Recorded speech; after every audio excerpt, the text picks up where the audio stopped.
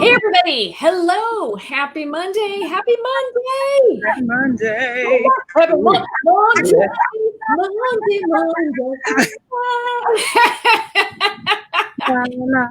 la la la la. Okay. La la la la la. I should make up a theme song, but that's for another day. I am so happy to be here. Welcome to LeadAndLaugh. I'm Kathy Klotz-Guest. And I'm with Keeping It Human, and I've got two fabulous guests, and I'm very excited. With me is Jeff Harry, and I know we got a little feedback going on somewhere, I don't know, but we got Jeff Harry. We had Jeff on last week, as you remember, Jeff from Rediscover Your Play. And then we've got, we've got our mutual friend, Denise Jacobs from the Creative Dose. So we are so excited because I got a double dose of awesome here with me today. So I'm very excited. And I cannot wait because we are going to talk about what says fun, like talking about white privilege and white supremacy. I pretty much nothing else. That is like the most fun. Like I basically just want to get like popcorn and like Twizzlers and just, like is there like is there like a toy in the box? Exactly. Like that. Like I think there's a prize, like a decoder ring. We need a decoder ring. A decoder ring. Well, we know how important this conversation is. So we wanted to come back, and after we had so much fun with Jeff, we thought, let's bring our mutual friend Denise in and just make it a party and talk about some really important stuff and have some laughs too. And we just got a lot of stuff here. I want to kind of frame the conversation, and we're going to go a lot of different places today. So buckle in, everybody. Get your water. Hydrate. And hold on to your hats. So framing today, I wanted to talk, just starting out the conversation around white privilege at work and how we don't talk about it. And when we do, I think the burden has always been on Black people to make white people comfortable. Woo! And right. let's talk about that. I mean, let's talk about that in 5 minutes, boil the ocean. I would just boil the ocean in 5 minutes, get a little Moses, get a little, Ten Commandments, fire and brimstone, no problem. Throw in, there's salt, there's already salt in the ocean, so it shouldn't take too long. As long as you don't watch it, try to boil. I actually have a story. An anecdote of an experience that I had at work, which is kind of in some ways kind of like lays the foundation of what happened. So I used to work at a software company, surprise, surprise, surprise. And I was a project manager there, and I was on a team of about 12, two of whom it was myself and then this other woman named Moira, who was a developer, but she was Caribbean and so often also Black. And one day we were having a meeting. We were going to do a refresh, like a design refresh on the website. And it was me and another project manager who were in charge of all the web projects. And so the other project, who incidentally was not brown, who was white, says, well, what I was thinking is that we could just make it flesh colored. We can just like make these flesh colored buttons and then we could do this. And so I'm sitting there and like kind of look around the room and I'm like, that look. And it was like, Denise. And I was like, which flesh color would you be talking about? Because I mean, from my perspective, and I look over at Moira and Moira was like, and I was like, because that's a lot of options. Yeah. That's like a really wide range. So I'm just curious which flesh color you're referring to. And then all of a sudden, what? I'm the angry one, or I'm the one who's causing problems. And she gets, oh, I'm sorry. I was just saying, it was just an idea. As soon as you hear you're about to be in some serious bullshit, right?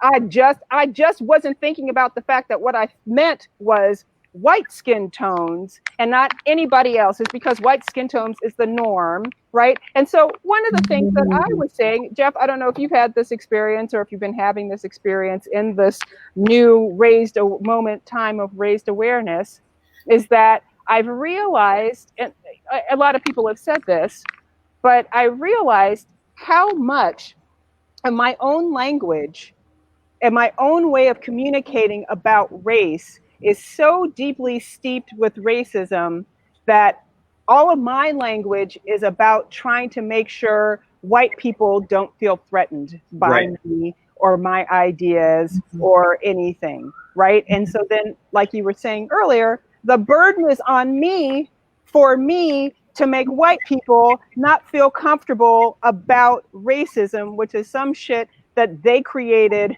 in the first place. I know. It's this crazy loop of like the perpetrator that has now caused abuse, now wanting to be forgiven for the abuse, right? Right. Or absolved. Yeah.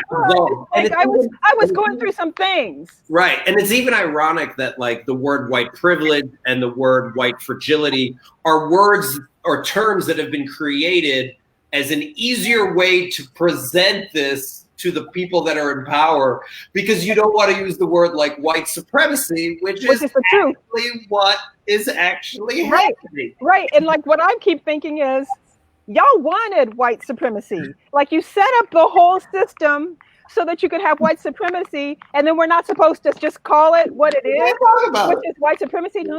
We're like, well, it's not white supremacy per se. It's kind of more like we think that we should have everything, and we think that we should be in charge because you're inferior.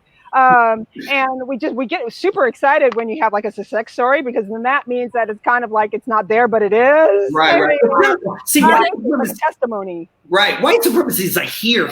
We're more like here, which is white privilege. It's not as bad. It's totally different. And I even think of a friend of mine that works for a Fortune 500 tech company where the top 75 leaders in the organization, one black person, one black woman. Oh, and you know she's suffering. And you know what happened? You know what happened when they wrote their "I'm sorry, black people" letter? You know, their Black Lives Matter. They were like Yolanda. Girl, they checked with her first because she was the only black person. She's like, "Is this letter okay?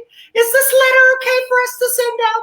As you're the only black person we know that we've actually seen in like 5 years." Looking in this organizations of tens of thousands of people to find one person. It's like, wow. Okay.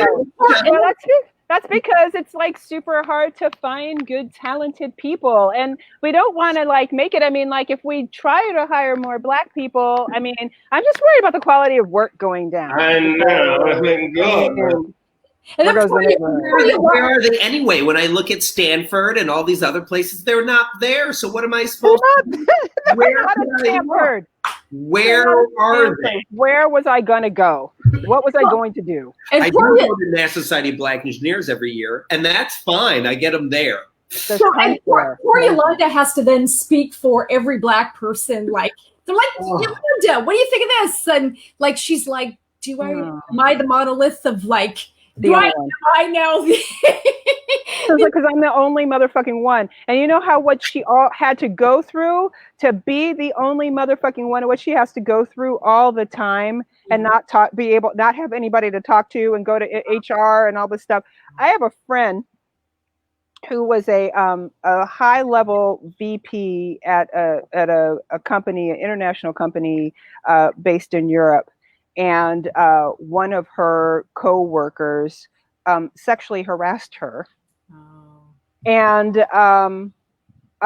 she happened to be like one of maybe two, I don't know, 10 like black people in the whole thing. Certainly no black people in the executive thing. And then when she goes and she makes a complaint about it, this is a very similar type of thing. She goes and she makes a complaint about it. Like, well, are you sure that's what he meant? Well, and then the HR person was inappropriate with her, was sitting there with his tie and like going, well, are you sure that is that what he said with his legs open? Are you sure that's what was really happening? And so just imagine Yolanda being like, maybe I'll take this to HR. And it's like, well, are you sure? I mean, is that what, I mean, is that, I mean, we didn't have any other Black people. We just, I mean, you were like the best person and you're the most qualified and you know, so it's this kind of thing, like you said, Jeff, it's this weird cycle of abuse where the abuser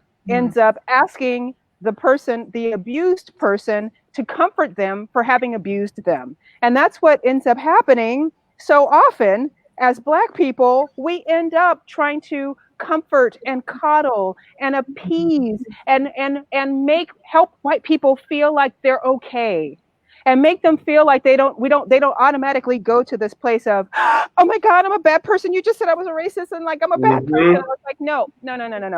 Time out. Skirt. What I said, I just said what I just said. What I said was, you are perpetuating a system of racism and you benefit from it. Right. What I would like you to do is to take a look at that and to be honest about your role in perpetuating it, and then make a change. Right. Make a motherfucking change.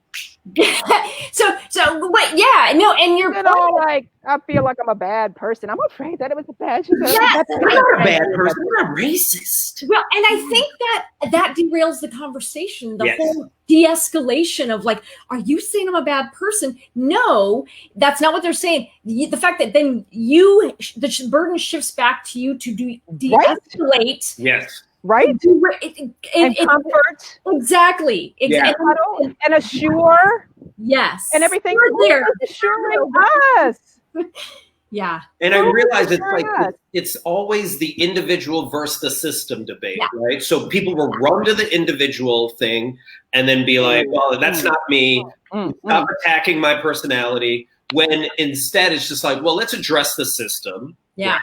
There's a messed up system that you also benefited from. And then also let's address the institutionalized racism that's embedded in a majority of your actions. That's the part that people get messed up with, because then they're saying, well, are you saying I'm a bad person? It's like, no, I'm just saying that you might have been brainwashed a bit. Because even how like Jane Elliott says, she's like, if you went through the US education system and you didn't come out racist, the education system failed you, because that is what it does. It is such a badass. Indoctrinate you and set up certain positions of power, so that whenever someone's like, man, I can't believe the system's so messed up, it's like, no, the system's not messed up. It's working exactly how certain people. It is working exactly the way it was designed. This was like certain people. It was designed this way, like all of the things where people just like, oh my God, I never learned that in history in class. It was like for a reason. There was a reason that shit wasn't in the history books. Well, it doesn't surprise me, because I was thinking, somebody asked me when I learned of Juneteenth, for example, and I was like, well, I learned about it years ago, but I cannot remember, honestly, ever learning about the details in school. And that's not an accident. That's not like the people that write the history books. Well, history they drop bombs. I know. On this part of the city. The only bomb dropping that they did that wasn't testing in the New Mexico desert that they did on their thing. That wasn't an act of terrorism. That was, but no, it wasn't. No, because we were. They shouldn't have had. It was wrong, and we're making it right. Or actually, that guy shouldn't have stumbled when he got into the elevator and fell on the woman and startled her, and then ran away afterwards because he knew that y'all was gonna go and try to kill him. He shouldn't have done that. He should have just taken it like a man, and then we wouldn't have had to go and burn all your shit down. Yeah. Like and drop a bomb on it. Yeah, when I think I told you this last week, Kathy, when I went through my, because every person of color goes through an I hate whitey phase. You have to go through it. Usually it's in college, but everyone has their like moment. And when I was reading, the People's History by Howard Zinn, it was just like, oh, this is how it actually played out.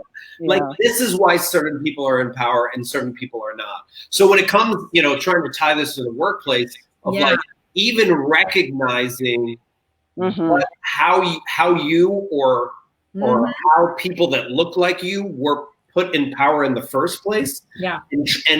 And really not falling for that Elon Musk heroic story of like, I did it all by myself.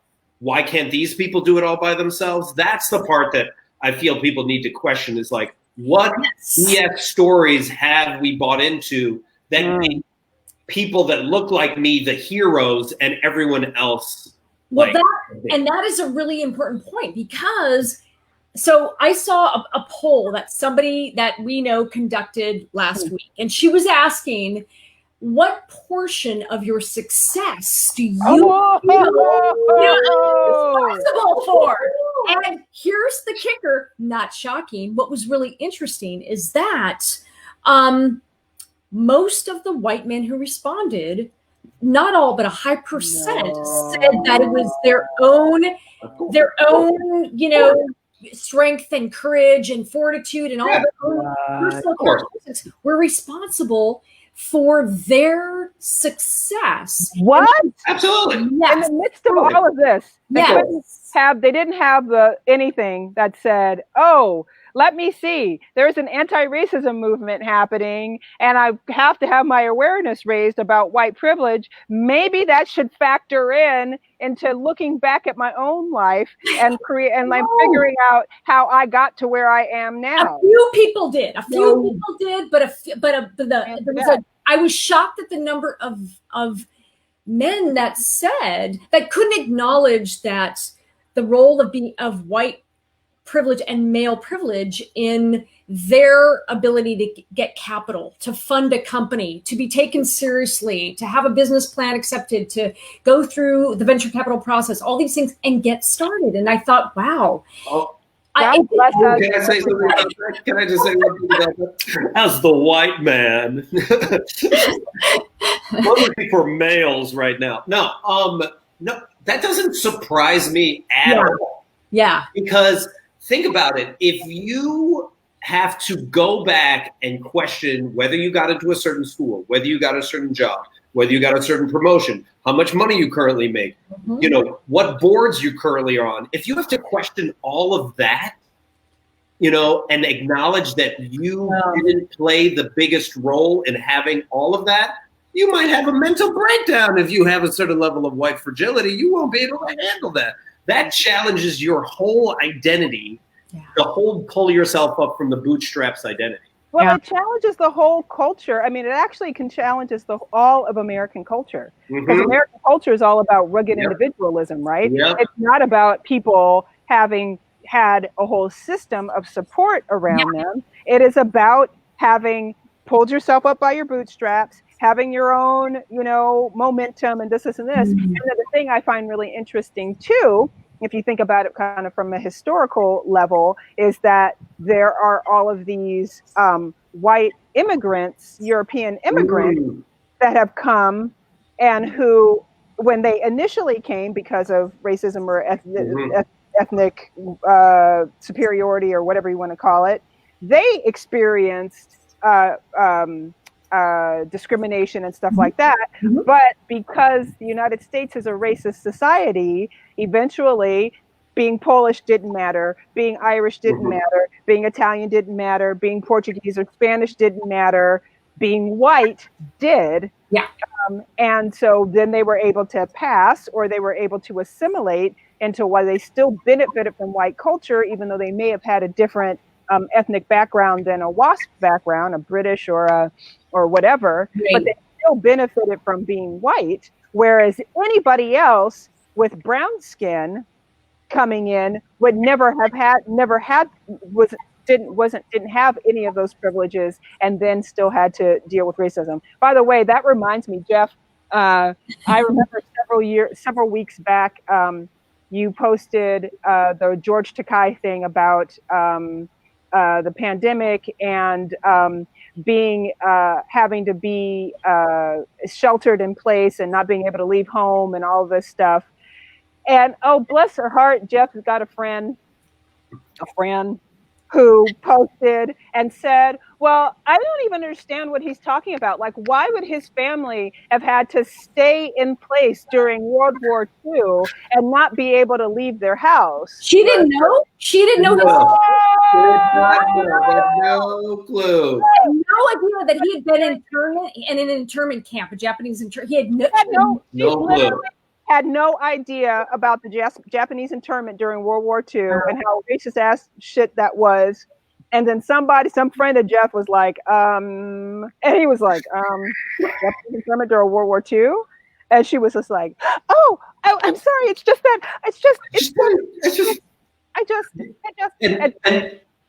and this actually ties in with, if we're really trying to look at a historical significance of America and why America's number one, right? Yeah. It's like it's always been built. It's always been built off of exploited people. No,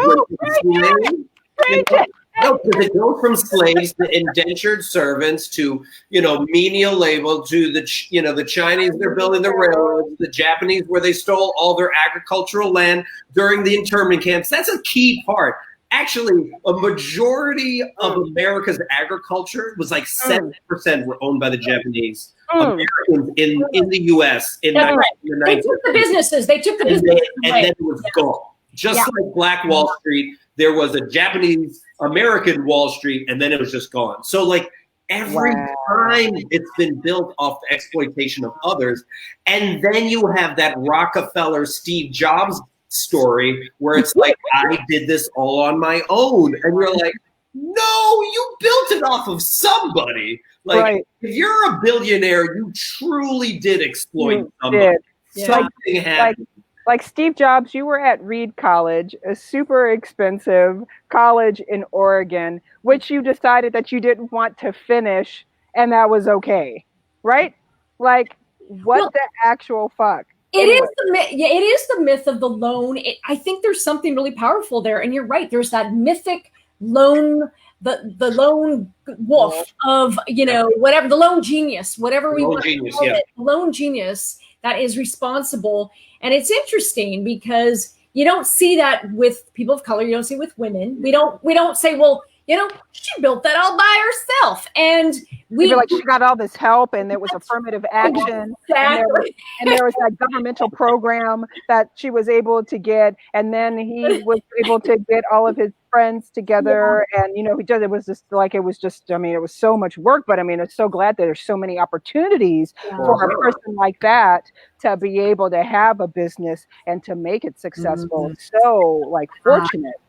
It's like, oh, it's so fortunate to have your parents be millionaires, right? And to support for you to be able to get into Princeton or Reed or Harvard or whatever, and for you to be placed into an environment where you're with a whole bunch of other wealthy people who are being supported by their parents, who then basically have all of the social connections that they need to go and move forward. Oh, it's so lucky.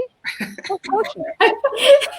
Convenient. But they didn't get any handouts. That's someone paid. But they didn't get any handouts, or there wasn't a program or anything like that. They pulled themselves up by themselves. Yes. Totally by themselves. It is interesting, and I think if we go back to sort of this idea of like how that shows up too in like the workplace. Oh, I think like these are the kinds of conversations that I think all of us, we all know, like, especially, you two, you guys, we've been trying to have these conversations for a long time. And now we're at this point where, like we talked before, they are not avoidable. We can't avoid them anymore. We can't keep pushing them off. No. We've got to deal with these kinds of conversations in the workplace. We're going to have to face a level of discomfort. We're going to have to own it. Mm-hmm. And we can no longer say, well, you know what? Everybody here is uncomfortable, so we're not going to have this conversation. Okay, so I have 3 things to say. Ooh, bring it down. I've got 3 things. Okay, first thing I'm going to do is I'm going to tell you a story.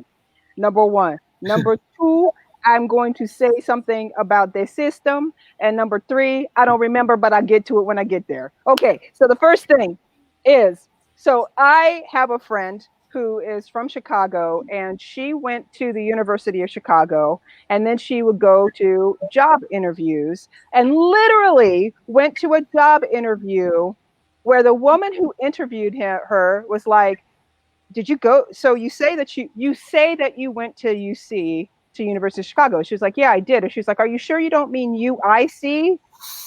Which, Jeff, what does UIC stand for? It's like a community college or something? Yeah. Oh, yeah, it's just, it's not as... Right. Are you sure you don't mean UIC? She's like, no, it says right there, I went to the University of Chicago. She's like, oh, are you sure? Yes, I'm positive. Then this woman goes, well, I have a colleague I want to have you meet who went to UC. And she brings the colleague in, a white guy, and says, well, Steve went to UC. Chris went to, Krista went to UC here.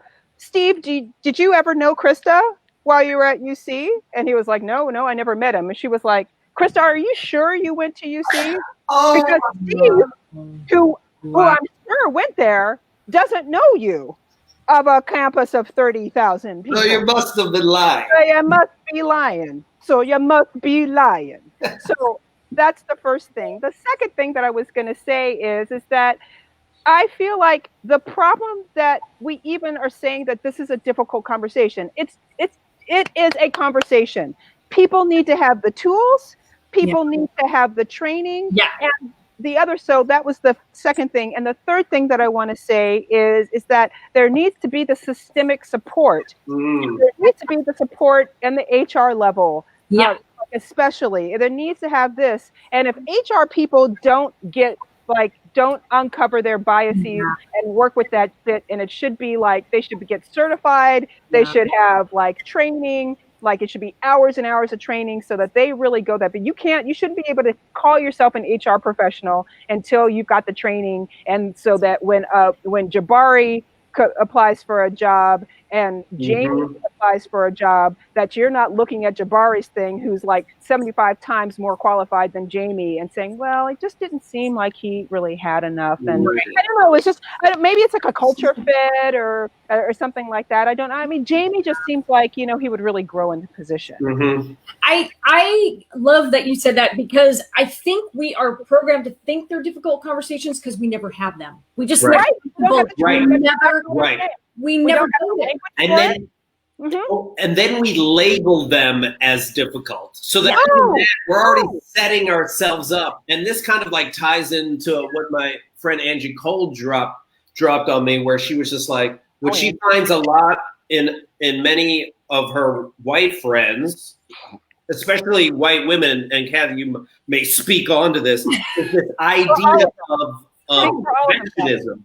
This idea of perfectionism and how I can't do anything because I'm going to make a mistake. When frankly, that excuse is over. That is an old, tired excuse of like, well, I can't talk about race because of this. I can't, because I'm not an expert. I'm like, well, you're an expert on getting white privilege because you get it all the time. So can you speak to that for a moment? Yeah, and so it ties into your theme, Kathy, of the idea of like the imperfect ally and being like, yo, like show up. Well, I'm gonna make a mistake. Still show up. Well, it's gonna be a conversation. Still show up. Well, I might lose. We have to do our book club first. Yeah. First, we have to read all the books in the book club, and then once we read all the books in the book club list, then we will be like really well, versed in it. And then we'll form a commission to study it. That's right. And we'll get together and have a picnic. And we'll have accountability buddies. And we're not saying don't do your book club. Yo, do your book club. But do your book club and then do your motherfucking homework. Yeah. Do the book club, read the book, and then put the book into practice. Don't just read the book and be like, well, I read White Fragility. That one down. Okay, next we're gonna go. Did y'all see 13? I saw 13.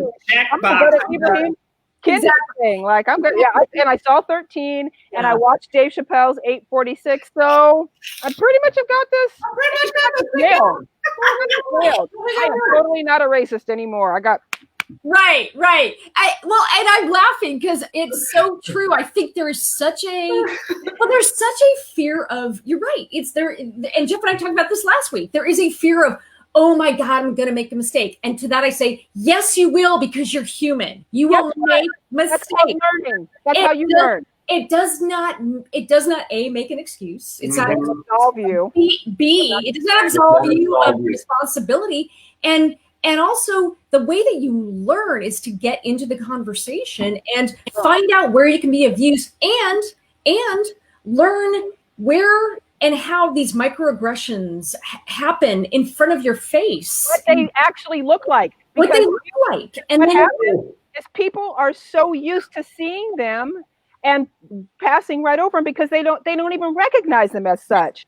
They're just like, well, I mean, I think it's very valid that Steve had to ask Krista whether she went to UC or not. Because I mean, like, how are we supposed to know? No, excuse me, ma'am. I would like to say that's not even a micro. That's kind of like a very large.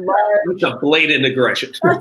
That was like a medium-sized aggression. Like that's like, you know, but to actually get that as part of the training. For them to say, this is what a microaggression looks like. Yes. Or like that, like to do modeling. Yes. Or for somebody to say something here. What is something that you've heard all the time in meetings? Or what kind of things do you say in meetings? Or for have a person of color be like, this is what happened. And then have somebody break down and say, okay, when this thing happened or this thing was said, that was a microaggression. Everybody will be like, what?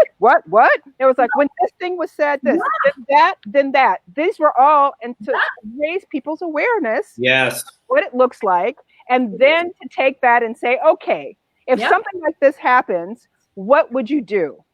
Mm-hmm. Chad, what would you do? I'd go like invite him for like a beer afterwards or something. Well, like, you know, maybe like a dark lager or something like that. Micro brews, you know, micro brew, but you know, like a stout or something like really dark brown. Your steam. No, wait, that was 90s. Yeah. Like, but like, you know, like, so then it's just like, okay, Chad, thank you. That was, slightly Bruce. Totally. No, it's so true though, because you're right. It's like, it's training them to hear it, but it's also to look for the things that they might miss where like, exactly. A friend of mine is a biologist, a Black, and she is brilliant. And she will tell me, Kathy, I have to explain, like a white guy can say things once and it's listened to. A white woman, it takes 2 times to say it before anyone listens. Me, a Black woman, and she's a biologist, she runs the department, she has to say it 4 times.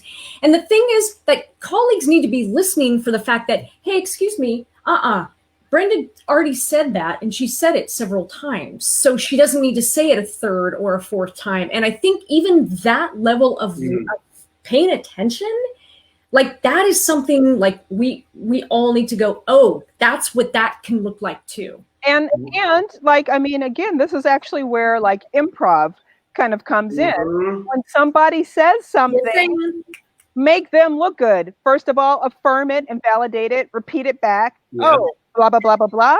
Yes, and do, right? Like, and so if you're just practicing, this is like, we learned this shit a long time ago. Everything we know how to be nice to people, we learned in kindergarten, right? Don't hit people. Right? If you want this toy, don't hit them. Just ask for it. Be nice. You know, when it's nap time, take a motherfucking nap, right? Like, if you got extra juice, share your juice. Like, seriously, just like some basic ass shit, right? Don't push Sheena off of the slide if you want to slide. Just let her slide first, and then you go ahead and slide after her. Easy stuff. Yeah, it's even what you said earlier, Denise, of like, it's simple right now. It's like, wear your fucking mask and don't be racist, right? Like, you know, it's just like, these are simple things. But I think getting back to the part of like the uncomfortability where people are like, well, I hate feeling uncomfortable. And you're like, what do you think people of color have felt the entire time? Like for hundreds of years now. It wasn't very comfortable to be shackled in the bottom of a ship, being sent from one side of the country to another, and having people throw up on you and defecate next to you and have babies next to you. That wasn't very comfortable either. But guess what? My ancestors went through that shit. So you're going to have to get over this 5 seconds of discomfort that you're going through right now when somebody actually may suggest that you might be racist because you grew up in a racist society. Get the fuck over it. Right. Stop thinking that we're saying that you're a bad person, and then do the work and show up as a responsible human on the planet. Yes, and own the fact that if you're feeling movement fatigue, because you're like, we've been talking about it for a whole month now. It's been like 5 days. It's like longer than COVID. I mean, my gosh, when is this going to be over? Can we just wrap up this? Can we wrap it up? Thing? Because I have vacation in August. I got to go back. My kids are going back to school. It's just like, dude, it's just. Yeah. So I think it's partly that idea of like the owning of the being uncomfortable, but then I think there's like a bigger question of also asking people, what power do they have right now, and are they owning that power to provide space for others to move into power? I think that is such a big thing. I've had this conversation with one of our colleagues, Denise, and I was explaining, look, nobody is saying to you that you personally created the system you benefit from, right? Mm-hmm. You weren't around that. So you have your privilege. Privilege is not necessarily a bad thing. It is what you do with it. Are you using it to lift people up? Are you using it to elevate other voices? Are you using it to, how are you using it? Instead of arguing whether or not you have it, which you all have it, that's a moot point. What are you going to do with that platform that you have? And I don't think we talk about that in the workplace, and we need to. And I think to Denise's point, to me, I don't see how, if we have money in tech, I came out of tech, if we have money to pay for, diversity training, why isn't part of that these conversations? And this is 101. This is leadership 101. If humanity 101. And this is humanity 101. And that's it's table stakes. This should be everybody's training. Everybody goes through these types. If you have money to pay for everyone's food, breakfast, lunch, and dinner, then I'm sure you have more money for your diversity team that usually is one person for every 10,000 people. Right. If you can have Beck play at your company shindig, then I think you could pony up for some diversity training. Call me crazy. Yeah. Call me cute as a button. Well, and real diversity, real inclusionary training, not that Starbucks 2 hours training that people be getting just so they can check that off the box. Well, and it's funny because and Louise, thank you for putting this. She says, Louise Woe says, all right, Louise, what's up? Hey, girl, it is a long game and you can't check off a box. Amen to that. Because this is not we're not done. Am I done with my training? Do I get my certificate? No. Yeah. No, you don't get a certificate. And this is don't get a certificate. You don't get a certificate. This is just it's look, I'm not racist. Look, I have a look at this. I went out, I got a black friend. I have a paper that says it. And that's right. And I now have a black friend because it was part of the homework. It was part of the homework. I got one. They put me in touch with an organization that set me up with one. And I got a couple stars because I didn't sexually harass any women while I was at the thing. So I got a couple gold stars for that just doesn't work like that. But I mean, and my gosh. This certificate is just human stakes, minimum viable human decency is what that is, right? So I have a question because someone said this to me. We were like, well, what if I'm some just white tech dude that's like, listen, I do my work, I keep my head down, and then I go home, and then I go play my video games. What am I supposed to do? Like, I don't have power. I'm not in a leadership role. Like, what am I, I'm not You just said that you're a white dude. And by the way, you're writing code for millions of people. So maybe you can look at what's going on and how you're writing the code. Maybe you can look at how the things are being designed. Maybe you could pay attention to the marketing. Like, there's so many things you could do in a tech company. Yeah. If I see, so guys want to share this little anecdote because I like telling stories. Yeah. But there's this company that I love their cleaning products. It's called It's So Natural. And they have a floor cleaner that is, all their stuff is enzyme based because, like, I'm a hippie, and I use one of their floor cleaners because it takes away the smell of cat pee because I have a cat, and sometimes he likes to mark things. Anyway, on their packaging uses these black and white photographs of people. Now, when I say of people, guess which people these black and white photographs are of. Let me guess. Like through the whole line, right? And so I remember at one point remarking like this and being like, did you guys not get the memo that there are other people on the planet and maybe you might want to have a little, I don't know, diversity in your packaging? Yeah. Well, somebody heard my mental plea and anguish and chagrin, and my favorite product, which had a little, like, it was floors, and so it had like a pair of kids' feet on the floor, incidentally white kids. Well, in the last year or two, they replaced the photo with a pair of black children feet on the floor. And I was just like, they actually did it. They actually did the thing where they've got black people. It's one package out of a series of 10 things. Hey, small wins, wins. Listen, I've been meaning to write these people and be like, whoever's did this on your marketing team needs to do more, because that I actually noticed. This actually brings up an experience I had that I wanted your thoughts on. So tell us everything. Let me tell you.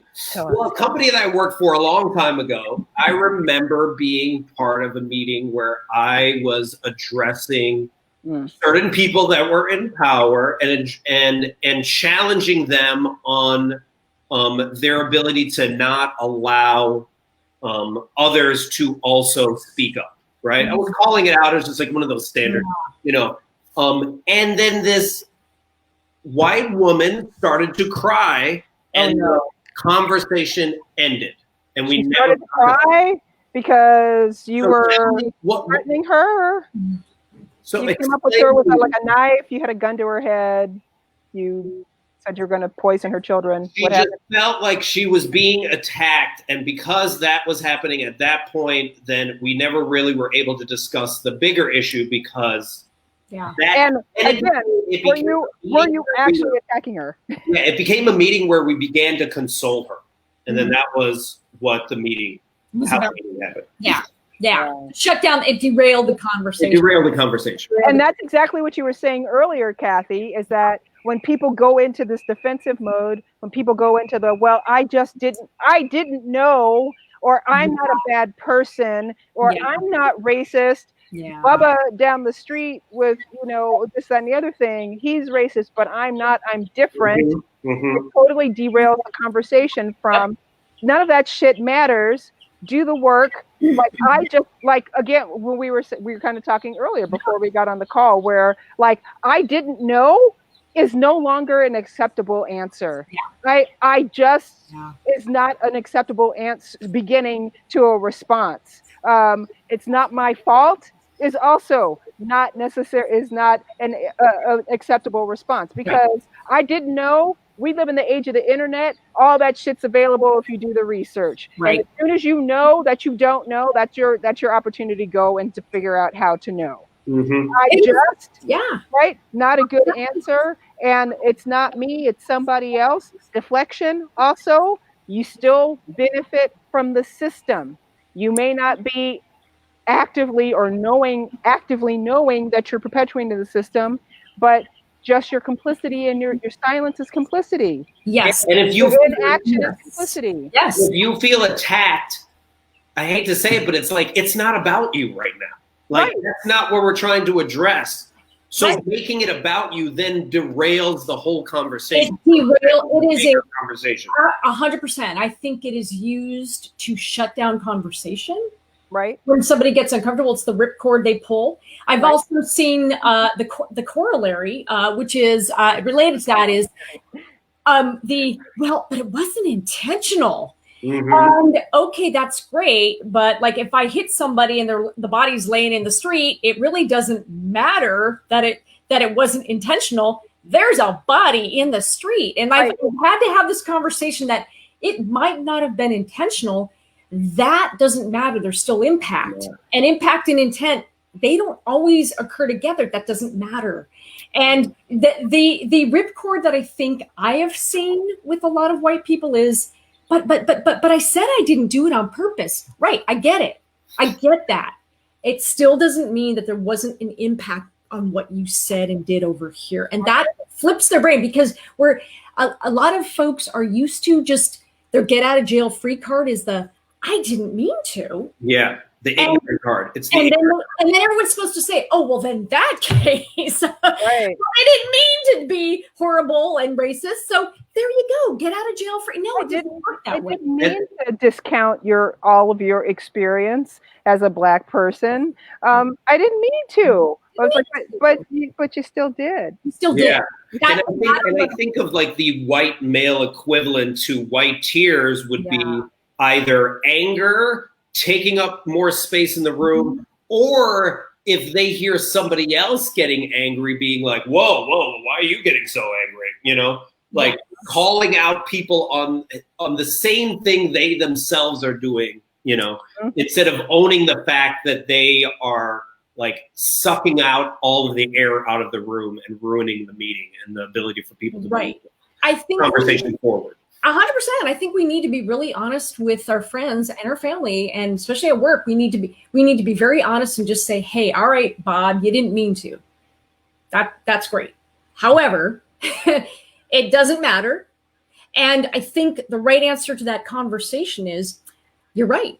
I didn't mean to, and it doesn't excuse it. And let's talk about what I can do better. Just accept it and not argue and get defensive. That's the right way to handle it. I was going to say, Kathy, then that goes back to what we were saying before, which is this is where the microaggression came in, or this is the place where you need to have your awareness raised. This was the tripping point, right? When you said, well, you know, I just don't see color. That's a problem because of X, Y, and Z reason. Here's a different response. Or here's a different way to do this, or this is what you need to look at and examine. So it's not even just, you know, I mean, it's the same thing. If it's like, well, I'm afraid of making a mistake, it's like, well, this is what happens. Anytime you're learning new behavior, what needs to happen is you need to have a feedback loop. You need to have some kind of feedback. Here's the thing that you did. Here was the thing that was the problem with it. This is what you do instead. Okay, try it again. I think also it's identifying when you're in the privileged position and you're having that conversation, not difficult, but the actual conversation. Are you making it about you? Because that is always the strategy of someone in power. They always make it about them, and then everything else goes out the window. That is such making it about you. It's not all about you. It's about the system that we are trying to address. That's it in a nutshell. Because once you do that again, and it's such an important point that you're saying, Jeff, it's so important. I've seen it a million times. I know you guys have too.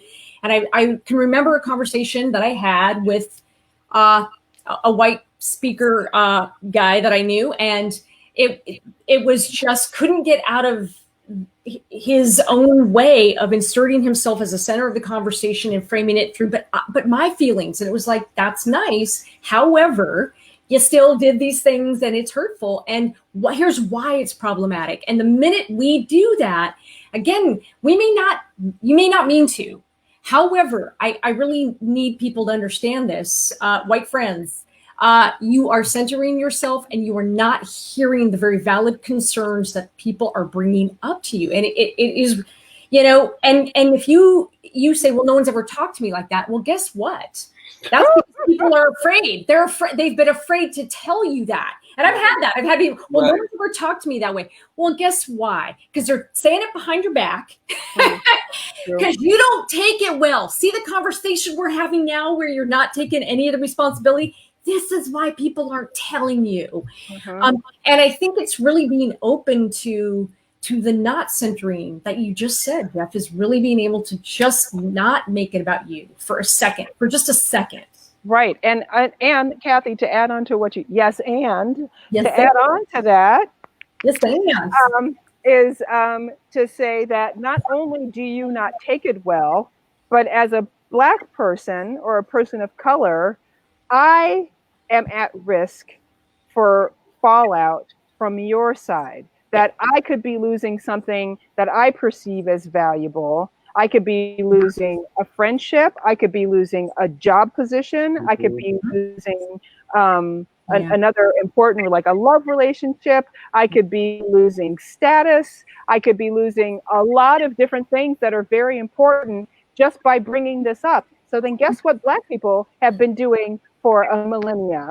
We have been trying to figure out ways to say stuff that makes it so that you're not triggered and you're not threatened, so that we can keep the positions that we worked so hard to create, the social positions, the social status that we've worked so hard to create, that still isn't as high as what you have, but is maybe higher than what our parents had generationally and everything. I come from, my mother was the first person in her family to graduate from college. My grandmother was the first person in her family to graduate from high school. Right? Like, this is just 2 generations removed. Before that, I don't even think anybody in my grandmother's family had finished like past 8th grade. This is not that far back. This is less than 100 years, right? Like, so for me to lose all the things that I've gained through all the work that my parents did to make me the opportunities, and all the things that my grandmother did to give my mom and my opportunities, like, it's easier for me to just not say anything and to not push the envelope and push the conversation. And people were like, why didn't you say anything? I was so hurt. It was like, do you know how long? Like, I've literally lived in this body for 50 years. I know exactly where this could go. Yeah, there's a really, take that chance. There is, you say this is so important. Go ahead, Jeff, and I want to circle back on this, but yeah, you go ahead. Oh no, comment on your thing first, because I was going to say, as you were talking, Denise, reminded me of a study. So Adam Grant, for all my white bros out there that like data, show me the data. All right, well, Adam Grant's did a really great study, and he verified this with data that showed that white men pay a small penalty, much smaller than women, people of color, when they speak up. All the more reason why we need allyship, imperfect allyship, because when they speak up, they're more listened to. It sucks, but it's just a fact. They risk less. When a white guy says, hey, hold on a minute, she said we don't need to have her repeat it 3 times.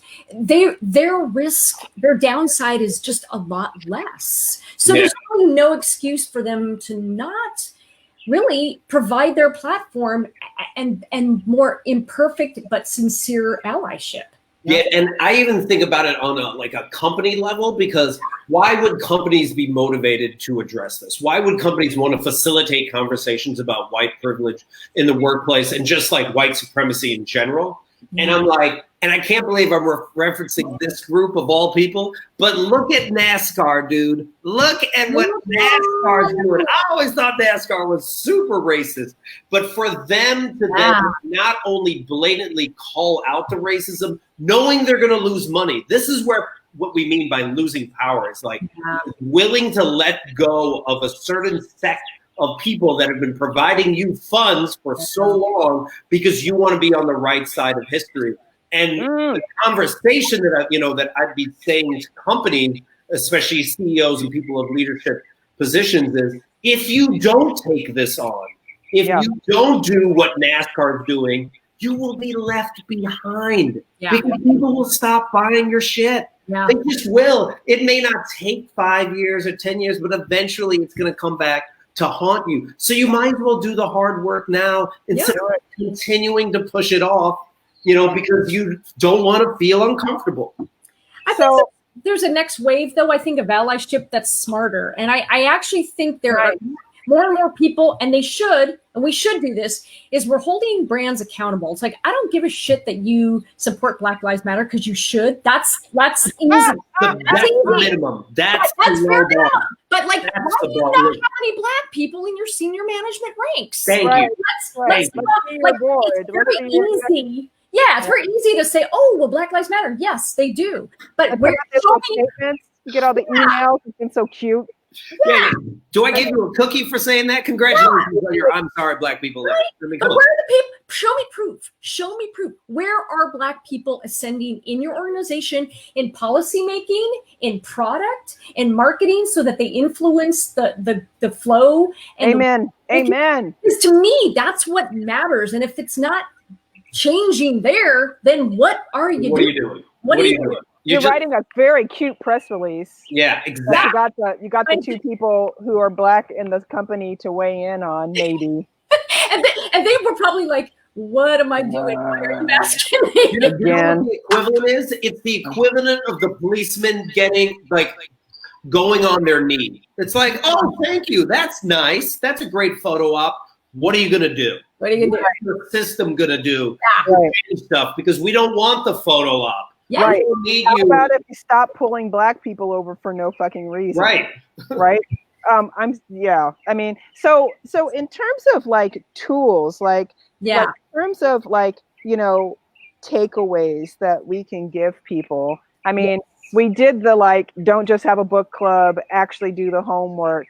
Mm-hmm. We had be imperfect, be willing. Be an imperfect ally. What else? The imperfect ally. Yep, the imperfect ally. What else? I would say, I think, and I want you guys to, flesh that out if you have specific ideas, but I really go back to the times where I learned the most was just watching for and being aware of the microaggressions that can happen. What those look like. Yeah. Well, hey, it looks like ones that I've seen up close. Making the Black woman repeat it 4 times, or talking over her, or making a comment about, well, who we should ask about that? Let's ask the Black woman engineer about diversity training. Yes, exactly. You are making assumptions about who she is based on that kind of stuff. We all need to just be aware of. I would even add the idea of being aware of power.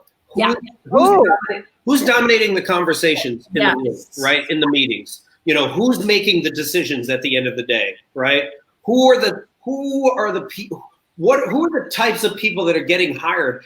And are you noticing that it's the pattern of the exact same generic white guy getting hired? Do you wonder why? Where are they recruiting? To be able to not only just recognize the power and the dynamics that are happening around you, but also recognizing what power you have and how are you actually using that? Are you using it for good, or are you just pretending to be ignorant so that you are using it for evil by default?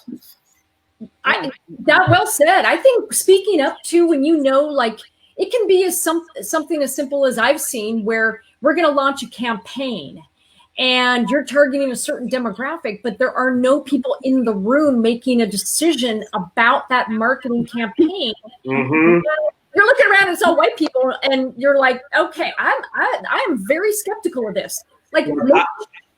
Making sure there's representation in the room to actually and to listen to them, because I think not just having them in the room, the diversity checkbox, but are they actually able to get their voice heard in that conversation? Look for that. Yeah. I remember I was on a campaign once. Oh, this is so frustrating. but I was on a campaign once. It was a national campaign, and their outreach to people of color was as simple as like, well, we got to go to barbershops, because that's where that's where Black people have discussions. And it was so frustrating. And then finally, when the national director or the field director left, we were so excited because this was an opportunity to put a person of color in a position of power that would understand the strategies, whether you're outreaching to Latinos, Black people, or Asians, or whatever, right? And they just hired someone that looked exactly like the person they already had on. And that happens all the time, not even in just the hiring, but even in the decisions of like, let's put this person on the project and let's not put this other person on the project. Yes. And we really need because that other person wasn't ready, ready. Right. We really need to call out the hypocrisies when we do it or we see other people doing it. Mm-hmm. Power dynamics, wording, even the language we use, absolutely, 100%. All those things, all of them. And the fact is, it's like, listen, this is layered and this is not going to be solved in our lifetime, and still do the work. And still do the work. Still do the work. Do the work. Do the work, guys. Imperfect allyship is better than not doing anything and making excuses. And as we're all saying, read the books, but do the work too. Yes, and you can do both. Yes, read the book and do the work. Do both. And you don't get a pass anymore. You don't. You don't have the excuse. You don't have the luxury of feigning ignorance, or saying that you're not a racist, or saying, you didn't mean it and you didn't intend it. Like all of those, none of those things are on the table anymore. They shouldn't ever have been in the first place, but they are certainly off the table now. Yeah. Get the books, talk to people, do the motherfucking work. Do the motherfucking work. And if somebody says, hey, gives you feedback, let it go. Let the whole intent thing go. Because it's not about you. It's not about you. Yeah. It's not about you. It's bigger than you. This stuff is bigger than all of us. So bigger than all of us. Mm-hmm. It's bigger. Team everybody. Humanity 101. Why are we talking about Humanity 101? Come on. Exactly. We're better than this by now. It's 2020, not 1720. And please don't give us the excuse of, I don't want to get political. This is basic human rights. This is not let's not go there. As we wind up, we'll start with you, Denise. Where can lovely people, after they've heard this, go find you and engage with you? Okay, so my website is denisejacobs.com. On Facebook, my fan page is denisejacobs.com, all written out. You can connect with me on Twitter, Denise Jacobs, Instagram, Denise Jacobs, and you can follow me on LinkedIn, Denise R. Jacobs. And if you really want to reach out and hit me up, send an email to denise@denisejacobs.com. Oh, and I meant to bring a copy of it, but please do go and look for my book, Banish Your Inner Critic. It is on Amazon. Buy a copy, leave a review, hit me up about it if you love it, which I'm sure you will. And that'll help a lot of things, including showing up as an imperfect ally. Amen. Mr. Jeff Harry, where can people find you? People can find me at rediscoveryourplay.com, or you can look at a lot of my ridiculous videos. They're wonderful. On Instagram and Twitter, heck, even on TikTok at the same, what is it?